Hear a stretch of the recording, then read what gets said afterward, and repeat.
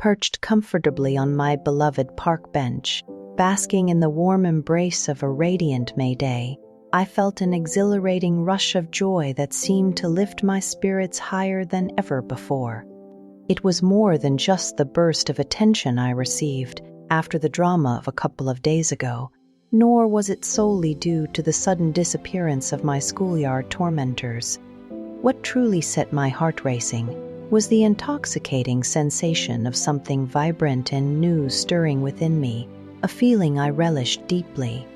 Sat there, the gentle rustle of leaves above, and the distant laughter of children playing nearby filled the air, reminding me that the school year was winding down and exams loomed just around the corner. In just a few short weeks, I would be celebrating my 15th birthday.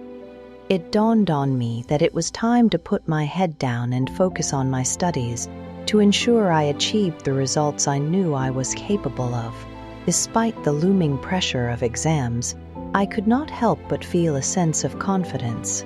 I had consistently found myself among the highest achievers in my class across nearly all subjects. Reflecting on my journey so far, I could not ignore the fact that I had always stood at the pinnacle of academic excellence. Perhaps that was the reason why the group of girls at school had made it a habit to pick on me each year, an ugly manifestation of their collective envy. Their taunts, though hurtful, only fueled my determination to shine even brighter in my studies. I was just finishing a chapter from one of Mark Twain's stories on my reading list when an unexpected chill danced through the air, causing a shiver to travel down my spine.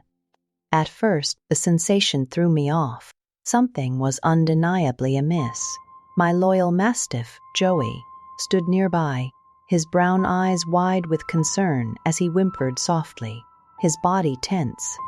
I had adored those dogs since the day Dad surprised me with them as puppies on my 7th birthday. They were not just pets, they were my steadfast companions, my protectors in every sense. Though their fierce appearance could intimidate anyone, deep down, they were gentle giants, unlikely to harm a single soul. But would they act differently if danger truly approached? I couldn't be sure, as no one had ever dared to threaten me while they were by my side. Glancing around with a knot of anxiety foaming in my stomach, I quickly noticed that Booch, my other beloved bull mastiff, was nowhere to be found. A wave of panic washed over me at the horrifying thought that I might have lost him forever. Had he wandered onto the nearby highway? The unsettling idea gnawed at my heart. Nervously, I looked back at Joey. He was still making those strange, anxious sounds, his gaze fixed intently on the woodlands just beyond the playground. It seemed as if he wanted to lead me toward the hill, the very same hill from which a bear had emerged 2 days earlier. Terrifying images swirled in my mind, and I blinked rapidly to clear the wetness gathering in my eyes. With a sudden burst of urgency, Joey sprinted a few yards toward the hill, paused, and turned back to bark a series of sharp, commanding barks before repeating the action. I knew I could not hesitate. I had to follow him. My heart raced, not from fear of what lay ahead, but from an aching desire to find Booch, my dear Booch. Fueled by love and concern, I dashed after Joey, charging toward whatever nightmares awaited us in the dark embrace of the woods. Joey dashed up the winding path for about 50 yards, his energy palpable, before veering off into the embrace of the dense undergrowth. I halted at the spot where he had so swiftly disappeared, my ears filled with the cacophony of his crashing through the tall grass and tangled branches. My own safety slipped from my mind. I stumbled into the thicket after him, driven by hope that I might also find Booch. After traversing about 20 yards, I was unexpectedly greeted by a clearing. What lay before me rooted me to the spot, and my heart raced in disbelief. There stood Booch, seemingly unharmed, gazing intently at Joey. But it was not Butch that startled me. It was the colossal brown bear towering next to him, its massive form casting an imposing shadow. The bear turned its gaze towards me, parting its jaws as if to unleash a ferocious roar, but instead emitted a mournful wail that echoed through the trees, imbuing the air with sorrow as if it bore the weight of the world on its formidable shoulders. Just as I struggled to process the scene, a flicker of movement to my left caught my eye. I turned to see an even larger brown bear ambling into the clearing, its head swiveling in a curious, almost inquisitive manner. In those fleeting moments, I felt an unsettling transition. I was no longer a carefree child, but had been thrust into adulthood, confronted at the stark realization that I was utterly defenseless before these majestic yet formidable creatures. The thought of being torn apart coursed through my mind, but to my surprise, nothing happened.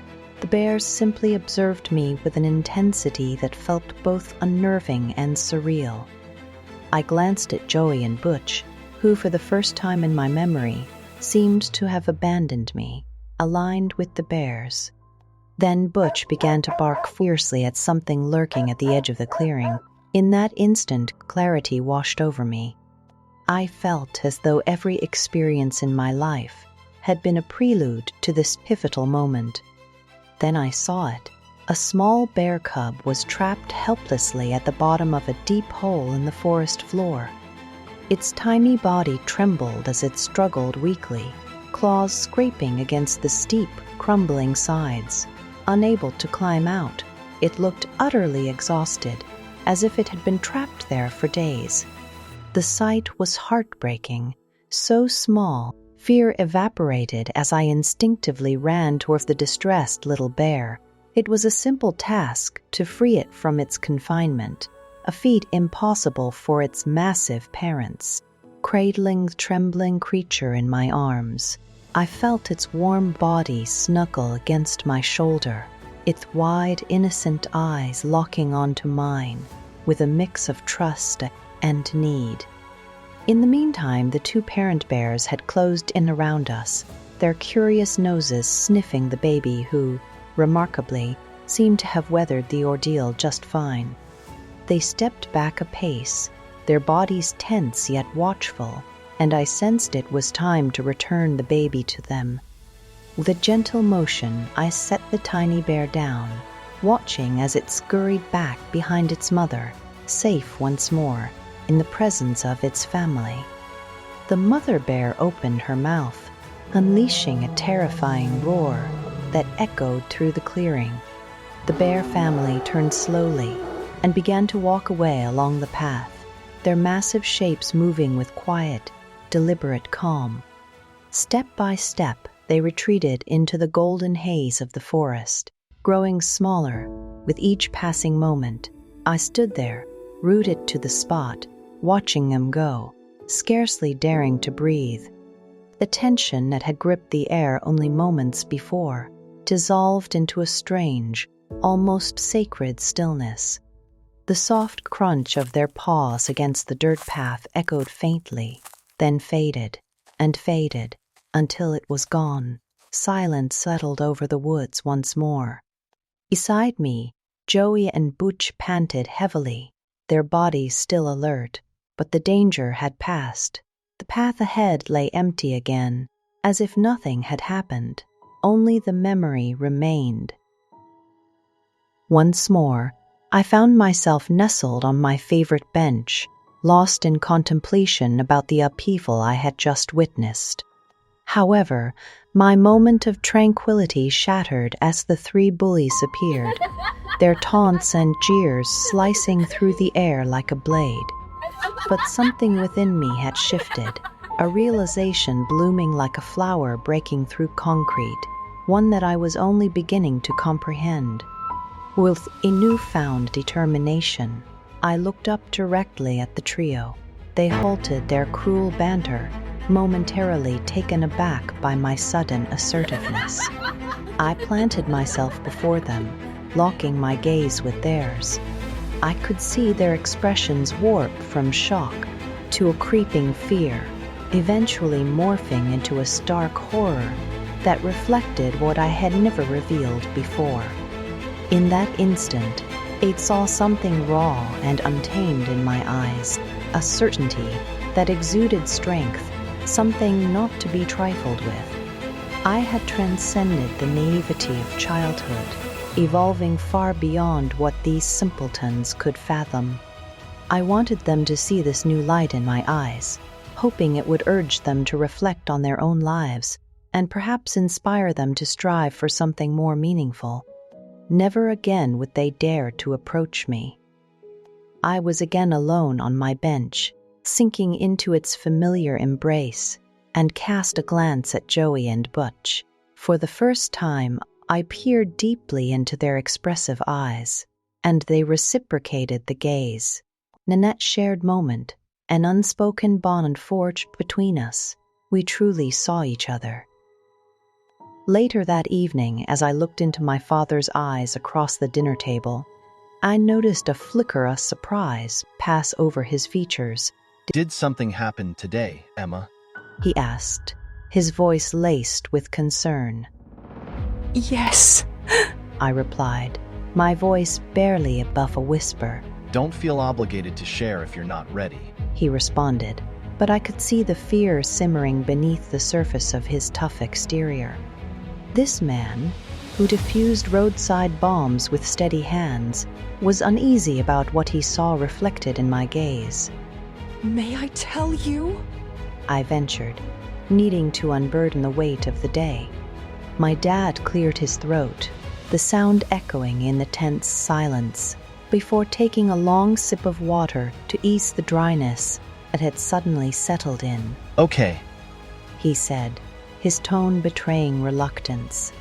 My mother had clasped her hands over her mouth, her eyes glistening with unshed tears, her face a mask of anxiety. She prepared for what might follow. With a deep breath, I recounted my story, sharing every vivid detail that just as it had unfolded. When I finally fell silent, my father let out a long, weary sigh, as if he had been holding his breath for far too long. My mother, once an army medic, and thus the reason for their meeting, had closed her eyes. Tears slipped down her cheeks, her hand still clinging to her mouth in disbelief. wow, just wow. My dad exclaimed at last. After a while, he added, Welcome to the world, sweetheart. as they clasped my hands across the table.